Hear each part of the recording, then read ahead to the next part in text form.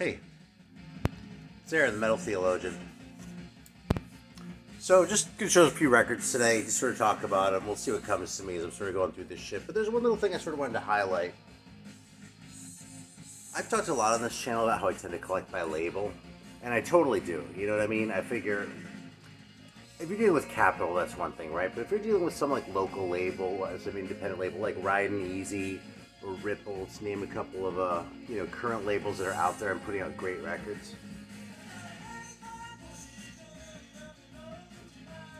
It's going to be a couple guys who are really into the shit. And you may not agree on every title, but at least, everything will sort of belong in there, I'm not necessarily completist about this, by the way, but like if I'm getting into a new style of music, and I don't necessarily know it, if I like a couple things on one label, I'll sort of pursue that a little bit more. So I'm going to give you a little example of where you run a little bit of a risk right there, okay? So if you collect new wave of British heavy metal records, or if you have the Lars comp, because that's the first time I ever heard of this label, honestly. This song was on it. Well, you might have heard of this label out of the UK called Reddington Rare Records. The Parallax record is one of them. And there's the bottom. Like all the way at the bottom right there. So Reddington Rare didn't do very many releases. Okay, I became aware of them because of this record. It's actually one of the first records in this style I ever took the trouble to search out, but that's another story. So who else on Reddington Rare? Got a couple Quartz records, like this one, which is a decent record. It's not great. Like, I really don't need to roll over Beethoven. But you look at these guys, man, they look like such like holdovers, I mean, these guys really look like boomers. Especially the singer, man.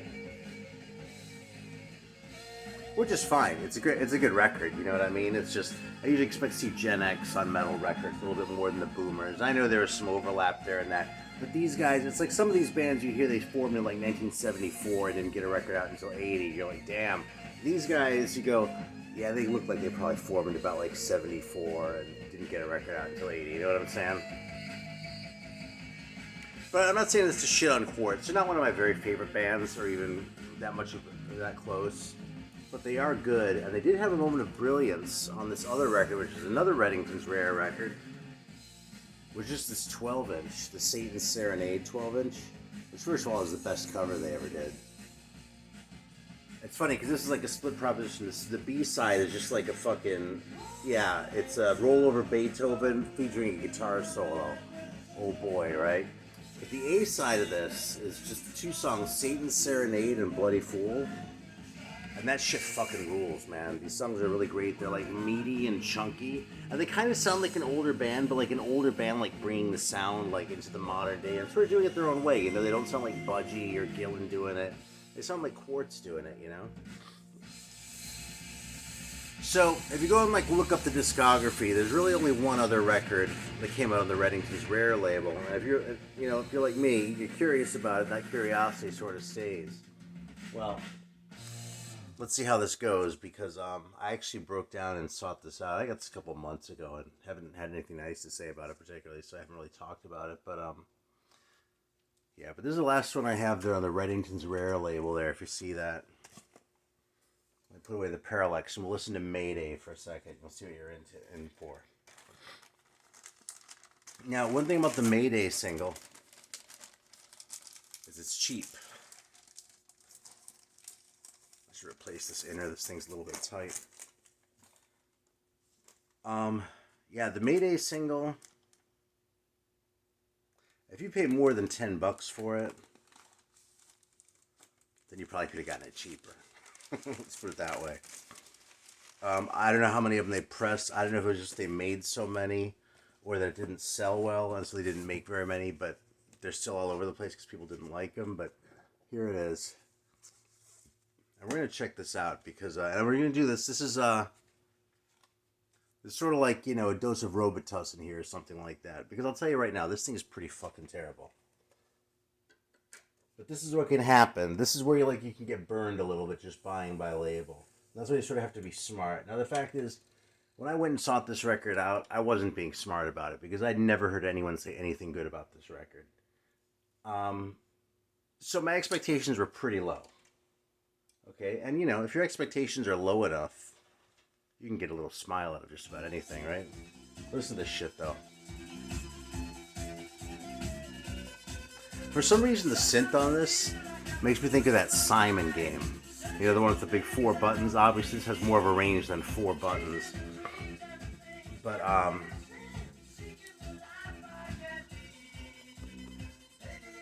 I wouldn't really call this metal, though. It's not the worst thing I've ever heard. It's some of the worst metal I've ever heard. If we're going by the metal criteria, this is fucking 0, right? As it is, like, you know, a pop song, I don't know, you know, I give it a 3 or a 4 out of 10. I've heard worse. I've heard much worse. I would take this over what Jefferson Starship was doing in the 80s any day of the week, right? But this thing is really kind of a log of shit. And, you know, since I talk about this whole, like, collecting by label thing a lot, and it's sort of, you know, it's too strong to call it a guiding principle, but, you know, I didn't have older brothers and sisters, so I was the one who had to go out and find this shit. And especially in the pre-internet days, there are ways you figure out to do that, you know? You know, sort of ways of, you know, weighing the odds on whether you're looking at randomly in the shop is going to be good or not. This one, I mean, they kind of warn you with the cover. But the fact is that cover isn't really a lot worse than, like, a lot of these fucking new age record covers, you know? A lot of them just sort of look like dorks standing around in front of a brick wall or whatever they are, you know, with the overalls and shit. The ties and the vests are a little bit of a bad sign, but, you know, still, the rules weren't really set yet, you know? Anyway, I think that's probably quite enough of that. I think I'm going to put in a little bit of quartz for a minute to check that out.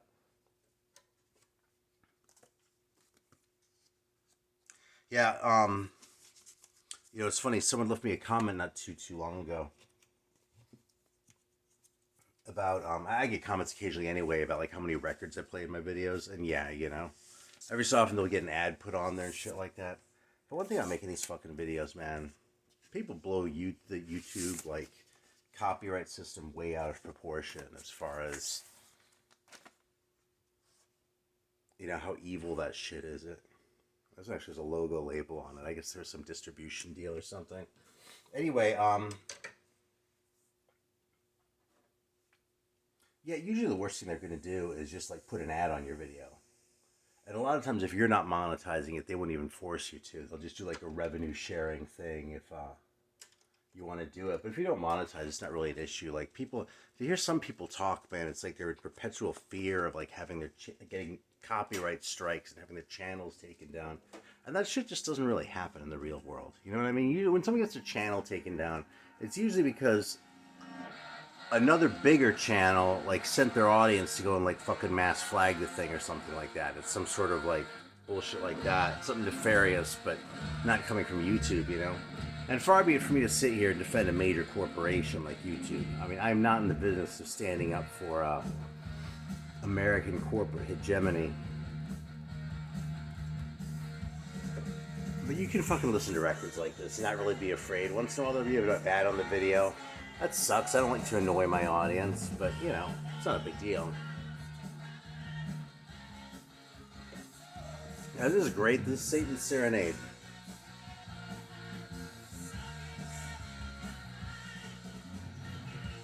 Like how they build the tension of the chorus, and then instead of releasing it, they hold it for a minute. And even now they're still holding, and then when they go back into the verse, they sort of release it a little bit.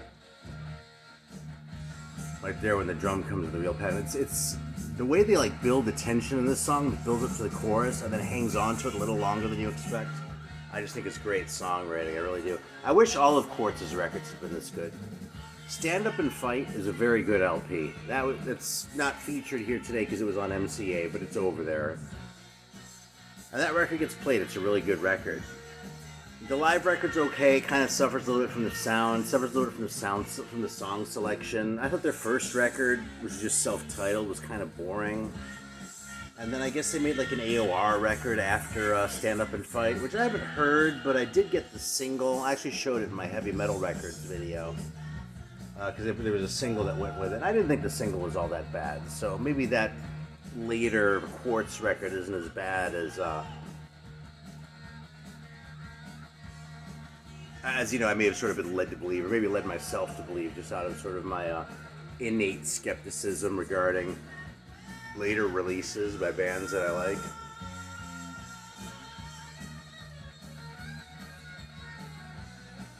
That's a pretty good guitar solo too, you know, he's not overplaying.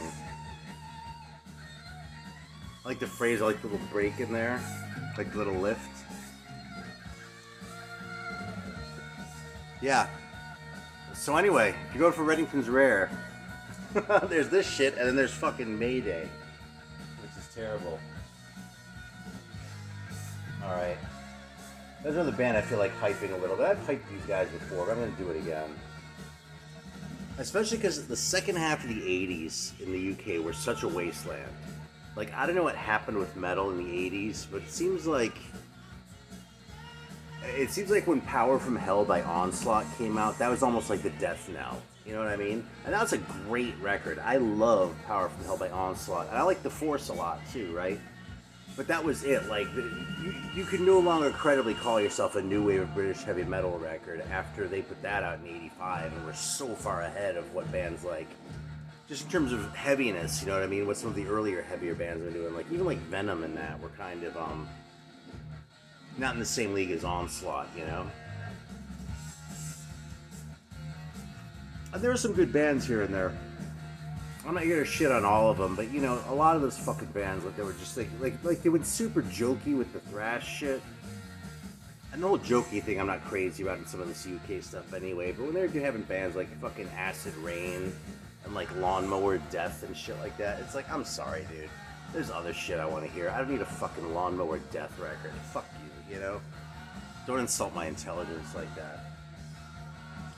But there was one band that was really like a shining light, and I'm not even sure if this is a real band or not, because I don't remember where I read what about this. You know, it's not like I research this shit before I make these videos. But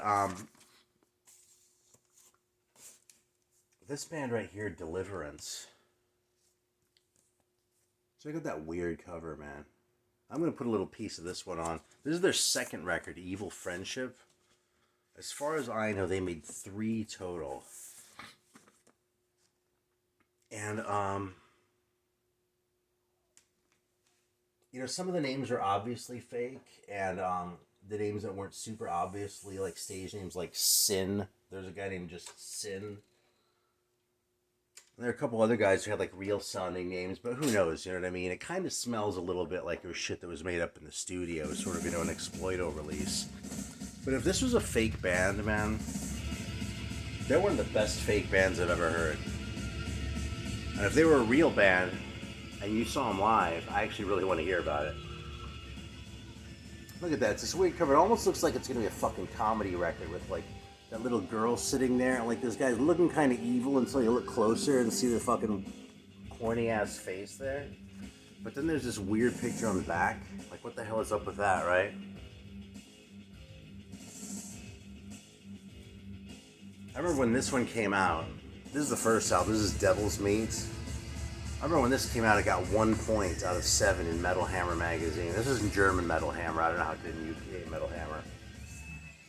Yeah, and the reviewer really sort of went off about this is sort of shit that's bad for metal's image too, and like, what the fuck are they doing with this shit? That guy didn't understand this record at all. Because this is almost like, I mean, this is really fast if you hear it, right? It's not like a speed metal band, but they were definitely fast at times. But they have this really doomy quality to them. And it's not like doomy in terms of like writing slow riffs, like plotting riffs. It's not doomy like, you know, copying old Sabbath riffs or anything like that. There's just sort of this darkness to this band. They're just kind of mind-blowing. And at the same time, there'd be this shit that just sort of undermined it a little bit. Like, you know, holy fuck, you know? What's up with that fucking cover, right? And then you look at the back. then, like, you look a little bit closer, and it's like it's like they use a computer, and, like, the titles and shit are all bitmapped. It looks super, like, kind of cheap and corny.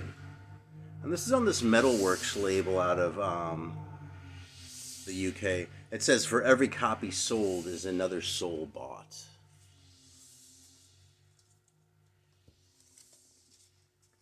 Yeah, and then this is the third one. This is the Book of Lies. This actually, I got this one a lot later than the other two. For some reason, this is the one that seems to be the hardest to find. And it does say that this LP completes the Book of Lies trilogy.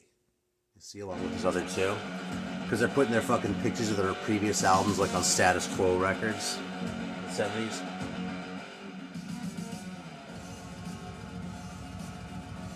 And see what I mean about this? There's sort of darkness to it. And it's not that it's overly complicated, although it's more complicated than a lot of metal. You know, these guys weren't Voivod, but they were going more in Voivod's direction than most. They maintain that darkness, even when he's like, the drummer's playing the double time beat there.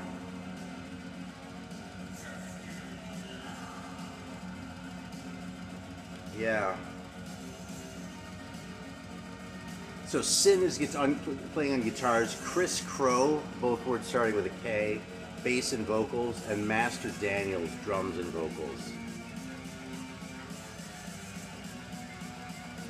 It kind of smells like a fake band, you know? But goddamn, I mean, there's some other good fake bands out there. You know, Exorcist from Canada. What was it called? Nightmare Theater, I think. That's a really good record, you know? That original Sin record is really good, you know what I mean? A lot of the sort of fake ones from that sort of Virgin Steel ecosystem were pretty good, you know?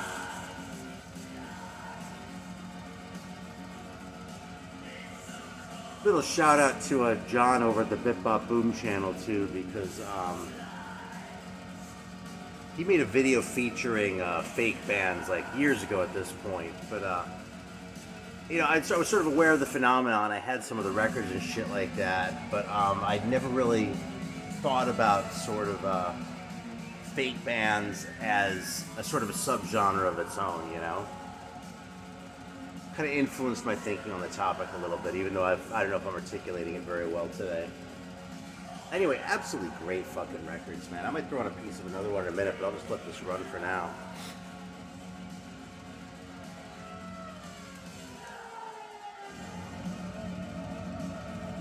It has these weird breaks in there and that, and then like these synth things that could be corny but aren't because they're just executed right, you know?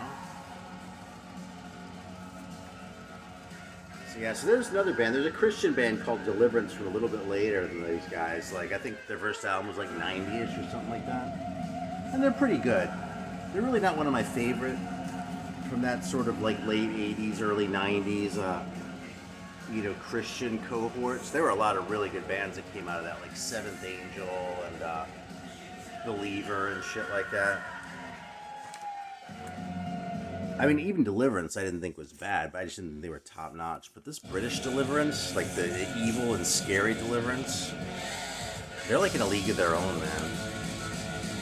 I'll be honest, it took me a while to get my head around these records too, you know, so I guess I can't really blame that Metal Hammer reviewer for not getting it after 2 listens or whatever.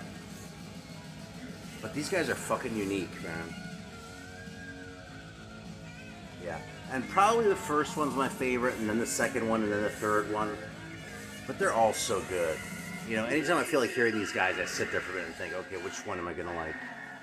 Which one is gonna, like, win my heart today, you know?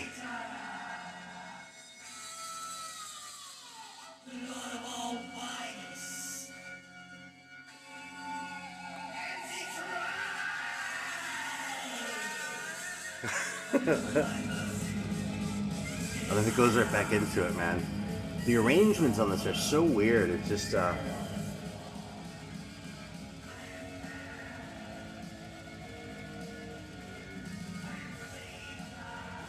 arrangement can be a big deal too, and these guys are really good at that. You know, I mean, that's something that you tend to hear about more in the context of like jazz and that sort of thing. You know, the way a standard is arranged or something like that. But the arrangement of these songs is just brilliant, and I don't necessarily have any reason that these guys particularly knew what they were doing. It just came out like great, you know. Yeah, so what else have I been listening to? I pulled this guy out. Actually, a friend of mine locally was like asking for some suggestions. You know, he's relatively new to metal, and he was like, "Oh, I was like, we've got to hear some Mercyful Fate." And he's like, "What?" I like named a bunch of songs, and I was like, "Man, now that I've been talking about this for a few minutes, I've kind of got to get my own fix." So there we go. There it is. Don't Break the Oath. All-time classic record.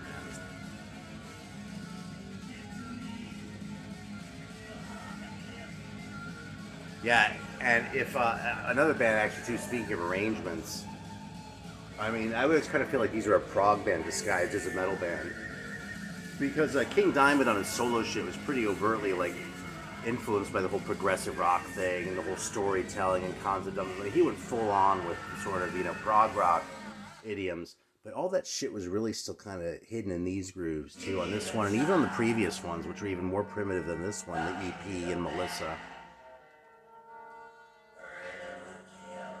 So yeah, if you haven't gotten into Mercyful Fate because you have a problem with King Diamond singing, make it one of those things where you come back and revisit it like once a year, because someday it'll click for you and it'll be like a door opening and these fantastic records hiding behind it, you know? So, sort of like when you raid your parents' liquor cabinet, right? When you were 16. You know who you are.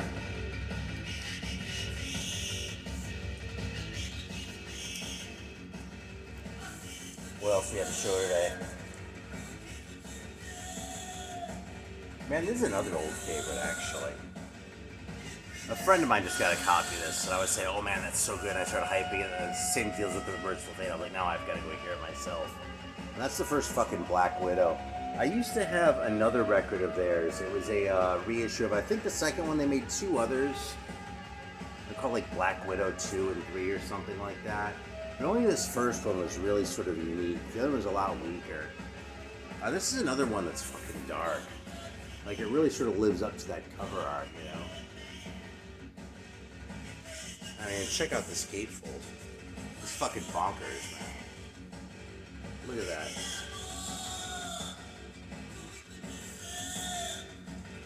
I actually got into a bidding war over this, like, way back in the early days of eBay. I told this story once, but it was a long time ago, so unless y'all, like, watch my videos from, like, 10 years ago, you probably haven't heard this yet. But when I got my first copy of this, I got it on CD, because it was, like, the early 90s, and I saw it, like, in a repertoire catalog. I'll bet I'm not the only one here who would go through the repertoire CD catalog. Oh, what shit is it that I haven't heard of yet? The Spirit of John Morgan? I wonder if they're good, you know? So Black Widow was one that kind of stuck out, and when I saw it on CD, I snapped it up. So a few years go by. I actually used to play it in the mailroom a lot, this place where I work, which if you've heard this record, you know how funny that is. There's like a prog rock record, by the way. It's like total prog, only it's satanic. And this is actually one of very few records that I have that I would call genuinely satanic. Because you listen to like shit like Slayer or Possessed and shit like that, and it's all just like shock and gore and like violence, and Satan is sort of like an avatar of that, you know what I mean? It's like supposed to be intimidating because, you know, it's metal, it's scary, right? But these guys, they make Satan sound like it's wholesome fun for the whole family, you know what I mean? Let's all get together and go to the Sabbath because Satan's there, you know?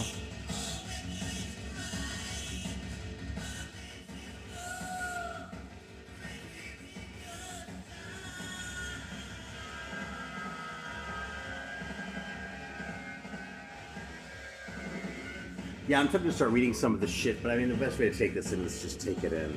It's a unique record, man. It really is.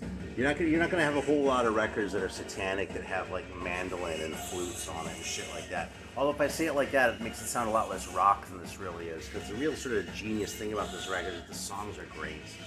You know, like it has the intricacy and sort of the thoughtfulness that you like about prog, but it doesn't have the self-indulgence and just sort of like wallowing that you don't like in prog, you know what I'm saying? But I want to be clear, this is not a metal record. And even though it's like 1970 or something, it's not a proto-metal record either. It's really not a metal record at all. It's kind of rocking from time to time, but this is really a prog record. So if you hate prog, you're probably not going to think a whole lot of Black Widow. Oh yeah, but way back in the early, so I had a copy on CD, right? And then eBay came around. I was like, holy shit! All this stuff I've been looking for is like available and it's cheap because it was the early days of eBay and no one gave a fuck about records. And that was when I got more shit that the '90s was scooping up anything that looked remotely metal off of eBay. So it was early enough that you could still use your email address as your alias, and I knew someone had a bid on it. I'd never seen this, the first time I'd seen one offered for sale. I knew someone had a bid on it, but I put a hot bid on it and I won it, right? And then like 5 minutes later, I was outbid again. I was like, holy fuck, who is this bidding against me? So I go look, right? And it's an email address, and it's eric@r2rministries.com. So I'm like, holy shit. So I look up like Real to Real Ministries. Like it's like real, REAL, number 2 REEL or something like that. And sure enough, it's like these Christian videos about how satanic like all this shit is and that. So I was kind of pissed because I was like, this guy probably has a production budget. It's funny. This is like I was in my 20s and sanctimonious, so cut me that little bit of slack, I wouldn't do this these days. I'd live and let live a lot more. But I emailed the guy and I was like, man, I really want this record. It's like really important to me. And it kind of sucks that you're gonna fucking outbid me because you have a budget from like, Focus on the Family or whatever, who like gave you $1 million to fucking put together your shit. And then if you're gonna go lock this shit away in some like Vatican style archive where no one can ever get their hands on it, that's fucked up, I was really antagonistic, So he emailed me back. He was super nice. He was like, oh, listen, no, I'm not trying to get this out of anywhere. I just need this for research for my next project that I'm working on. I actually saw his next project. I don't think he mentioned Black Widow, but it doesn't matter. So he was like, yeah, well, I have to like, because of, my principles, I have to like honor the bid that I placed, but my maximum is this, so if you want to outbid me, go ahead. Now that, since you told me you can get it on CD, I'll just get the CD off Amazon or whatever. That totally works for me. So Amazon at that time had just started doing CDs, actually. Before that, it was just books. And this was right when they were sort of starting to branch up with CDs. It was before you could get like rakes and shit on Amazon, right? So, yeah, so I went ahead and I won the record and actually kind of paid a little bit too much for it given the condition it was in, but I wanted it so bad. So I actually found this copy, it's sort of my upgraded copy in Greenville at Horizon Records maybe 8 years ago or something like that, and I was stoked to have the upgrade because this is a really nice copy of, again, one of my all-time favorite records. But yeah, that's how I crossed paths with Eric Holmberg, who was, a gentleman. I have nothing bad to say about the guy. In fact, if you want to see like the Citizen Kane, I played it in the background of my videos a few times too. If you want to play like if you want to watch like the Citizen Kane of like Christian anti-rock movies, Hell's Bells, the original one, chef's kiss, man. It's perfect. It's absolute perfection. Like he boils an egg by putting it in front of a speaker at a concert and shit like that, and like shows how flowers like wilt, and then he like talks about all these records. And of course, he gets the names and shit wrong, like. Like he's like, oh, Venom, Slayer, Metal Fatigue, and I'm looking at it and go, yeah, Metal Fatigue is a comp. My brother in Christ. Maybe you should turn the record over before you make these sorts of assertions. Look at the back and see how many bands are listed. That might give you a little hint.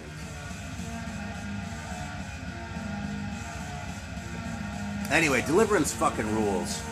Black Widow rules too. Totally different thing. And I'll tell you something. When I started this video, I did not think I was going to spend 10 minutes talking about Black Widow, but it's a pretty good story, man. I was kind of a prick. But all was well that ended well. Everyone's happy. Everyone's friends. And if I ever actually meet Eric Holmberg in person, I'll shake his hand and be nice to him for sure. Even though I suspect we vote for different people, But I'm not going to even fucking touch that, so just forget it. That's not what this channel's about.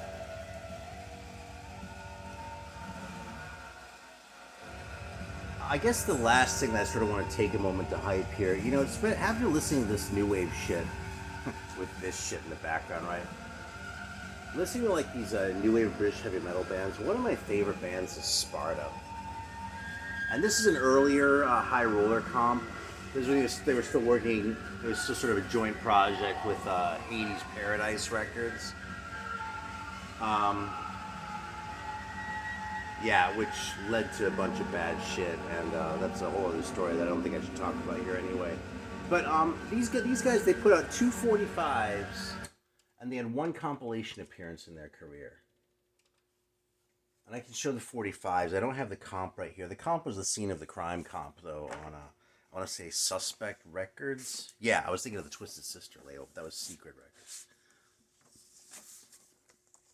And actually, Scene of the Crime is one of the best new wave British heavy metal comps. There are a couple Savage songs on there, but Savage is probably the biggest name on that record. Like, everyone else is pretty much completely obscure, but it's just a great record. Panzer Division's on there with 2 songs that are way better than the songs they put on there. Also, not bad, but not as great. 45 from a couple years later. And the reason I specifically wanted to hype this is because those records are hard to find. And this one really kind of has everything in one place. This record, I don't know what's on. If I'm sure they've redone something with Sparta. I don't know what's on the newer version.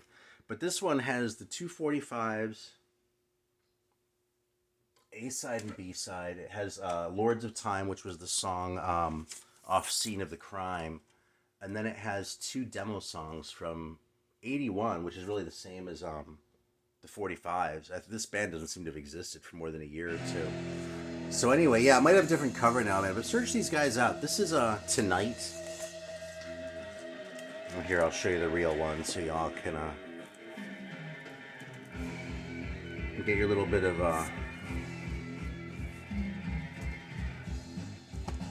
rare record porn here. That's the first one. There you go. It's on Suspect Records. Yeah, Sus 1. You'll never guess what the catalog number on the second one is. This is Angel of Death and Tonight. So this is the single that this song is off. And the label is Sus 2. Who would have thought? Anyway, it's funny because you're like the polar opposite of Deliverance on one hand and Black Widow on the other. Super straight ahead rock and roll. Super simple riff here. Not a great singer, but a perfectly serviceable singer. Probably not the greatest musicians on the planet, but man, this band is just fucking fun, man. I just love Sparta, so there we go. That's the note we're gonna leave you on. Search out, like, if you don't have anything by Sparta, like, go look for one of these comps, and if you really fall in love with them like me, then you can go look for the 45s. But you don't have to go that far to enjoy the shit. So